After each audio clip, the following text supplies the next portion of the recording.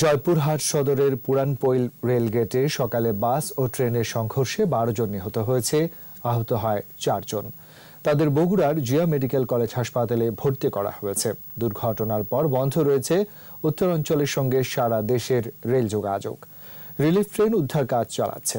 Police super জানিয়েছেন, দুর্ঘটনার সময় রেলগেটে কোনো গার্ড ছিল না। প্রতিনিধিদের সহায়তায় মুশফিকা নাজনীনের রিপোর্ট। শনিবার সকাল 7:45 পাঁচবিবি থেকে ছেড়ে আসা জয়পুরহাটগামী একটি বাস পুরানপৈল রেলগেট এলাকায় এলে পার্বতীপুর থেকে ছেড়ে আসা রাজশাহীগামী একটি ট্রেন ওই বাসকে ধাক্কা দেয়। মুহূর্তেই বাসটি দুমড়ে মুচড়ে যায় এবং ট্রেনটি লাইনচ্যুত হয়। যখন আমরা বিকট একটা শব্দ পেলাম, আমরা বাইরে আসে দেখি যে ওই পুরানপৈল রেলগেট থেকে বাঁধন নামে একটা বাস বগির সামনে আটকানো আছে ট্রেনের। ট্রেনটা জয়পুরহাটের দিকে যাচ্ছিল।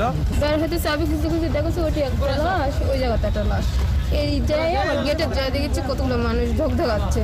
গেট না নামানোর কারণে মূলত এই দুর্ঘটনা ঘটে। আমার ফ্রেন্ড নাম হচ্ছে রাব্বি, তার বড় ভাই বাবুর ভাইয়ের সঙ্গে গেছিল ঢাকায় পরিবর্তী সংক্রান্ত একটা বিষয়ে দুর্ঘটনায় সে আর তার ভাই দুজনেই মারা যায়। ফায়ার সার্ভিস ঘটনাস্থলে পৌঁছে উদ্ধার কাজ চালায়। এখন পর্যন্ত 12 জনের মৃতদেহ উদ্ধার করা হয়েছে। স্পটে আমরা 10টা ডেড বডি মারা গেছে স্পটে এবং 6 জন হাসপাতালে দিয়ে আসছে। নিহতরা সবাই। আহতদের প্রথমে জেলা আধুনিক হাসপাতালে ভর্তি করা হয়, পরে তাদের পাঠানো হয় বগুড়ায়। জেলা প্রশাসক, পুলিশ সুপার ও রেল কর্তৃপক্ষ ঘটনাস্থল পরিদর্শন করেছেন। রেল ক্রসিংয়ে যখন রেল গাড়িটি পার হচ্ছিল তখন লাইনম্যান বা কারো কোনো গাফিলতি ছিল কিনা সেটা তদন্ত করে দেখার জন্য আমরা সংশ্লিষ্ট কর্তৃপক্ষকে অনুরোধ করেছি এবং তার বিরুদ্ধে গাফিলতি পাওয়া যায় তাদের দায়মূলক ব্যবস্থা নেওয়া।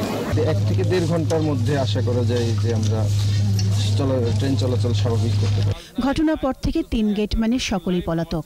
ধারণা করা হচ্ছে সে সময় দায়িত্বরত গেটম্যান ঘুমিয়েছিলেন। মুশফিকা নাজনীন, 21 টেলিভিশন।